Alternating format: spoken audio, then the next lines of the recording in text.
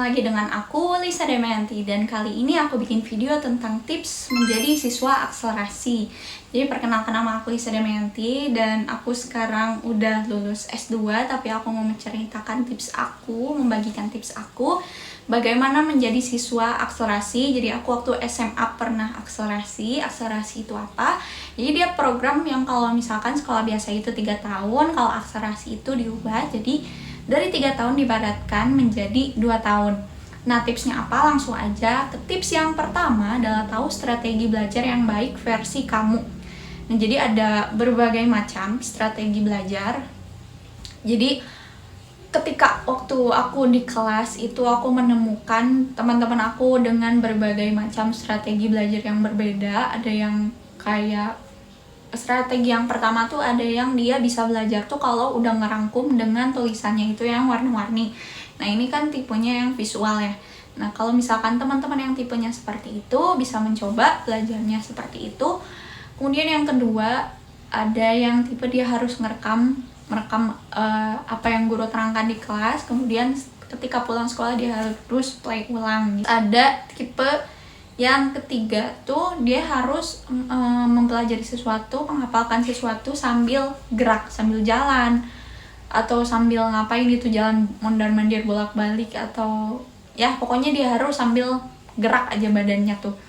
Nah, bagaimana untuk tahu teman-teman cocoknya belajarnya di mana? Teman-teman belajar mencoba yang 3 tadi cocoknya di mana nih?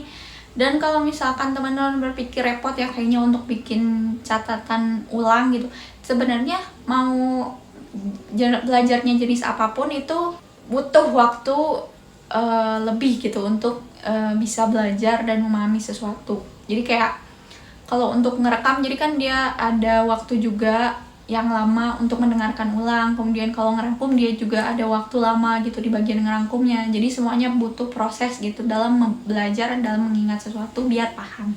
Berikutnya adalah tulis rangkuman yang benar-benar intisari.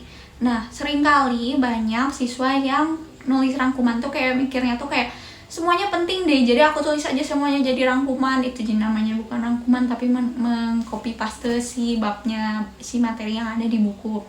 Nah, bagaimana untuk tahu rangkumannya ini? Teman-teman bisa coba baca babnya apa, kemudian subbabnya apa.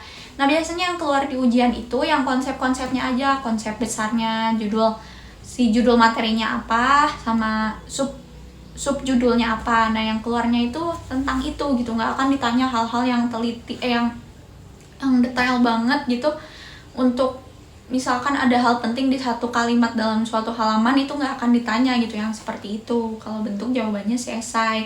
Beda lagi kalau misalkan PG itu mungkin bisa jadi ada hal-hal yang mendetail yang ditanyakan. Cuman kalau misalkan akselerasi itu dia biasanya ujiannya ini bentuknya ini adalah esai. Jadi teman-teman perlu untuk menulis rangkuman yang benar-benar intisarinya aja.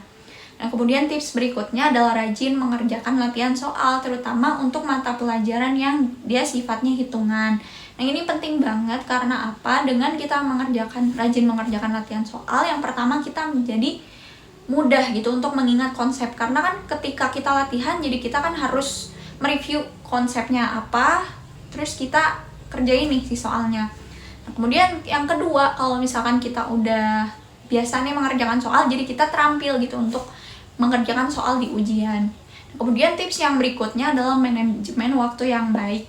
Nah, ini ada 2 macam manajemen waktu. Yang pertama ini ditulis berdasarkan waktu, yang kedua ini ditulis berdasarkan list. Nah, apa bedanya? Jadi ada perbedaan aku dengan teman-temanku yang lain. Jadi kita ada beragam manajemen waktu. Nah, kalau misalkan aku ini tipe yang menulis listnya dulu, list to do-nya, list apa yang aku mau lakuin, kemudian aku mengerjakan listnya ini sesuai deadline. Kalau misalkan deadline-nya semuanya sama, serempak, itu aku tulis berdasarkan bukan aku tulis, tapi aku kerjakan yang aku ada mood gitu. Kalau misalkan aku mengerjakannya, aku ada moodnya mengerjakan PR bahasa Indonesia, misalkan ketimbang matematika, nah aku kerjain yang bahasa Indonesia.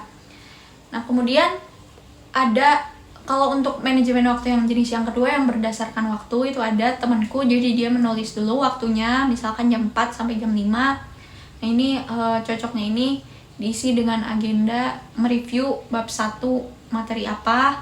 Nah, ada yang seperti itu. Nah, kalau misalkan aku nggak bisa untuk ditulis berdasarkan waktu dan aku harus mengikuti kegiatan dengan dijadwal seperti itu aku nggak bisa. Karena aku biasanya ketika kayak 30 menit aku mengerjakan belajar materi bahasa Indonesia, kemudian nanti 30 menit kemudian aku ada keinginan nih untuk ganti, jenuh gitu dengan materi bahasa Indonesia, aku ganti gitu dengan materi matematika. Nah, aku biasanya seperti itu. Tapi di sini teman-teman bisa coba manajemen waktu versi teman-teman yang menurut teman-teman enakannya seperti apa, dicoba. Nah, kemudian tips yang terakhir adalah jangan terkecoh dengan melihat orang lain, fokus pada diri sendiri. Ini maksudnya apa? Jadi teman-teman jangan patah semangat ketika melihat ada teman yang lebih pintar dari kamu. Kayak mikir kalau misalkan pas mau persiapan mau ujian tuh kayak mikir kayak dia pintar nih, kayaknya aku nilainya nggak akan lebih besar dari dia deh. Enggak. Yang sebenarnya kalau misalkan kita tahu strategi belajar dan yang kedua kita mau berusaha, kita bisa untuk nilainya besar, bahkan bisa mengalahkan teman-teman yang pintar. Nah, karena pintar aja nggak cukup, tapi diperlukan usaha dan ketekunan gitu. Nah, kemudian selain itu, setelah kita udah berusaha, udah tekun, jangan lupa untuk kita berdoa, pokoknya serahkan semuanya kepada Tuhan.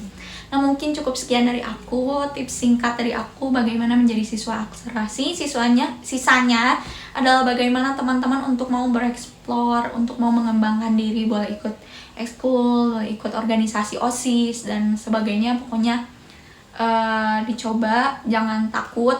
Pokoknya mencoba berbagai hal baru, itu nanti akan dapat manfaatnya di kemudian hari yang gak teman-teman terduga. Terima kasih banyak kepada teman-teman yang telah menonton video ini. Terima kasih banyak dan sampai jumpa di video berikutnya.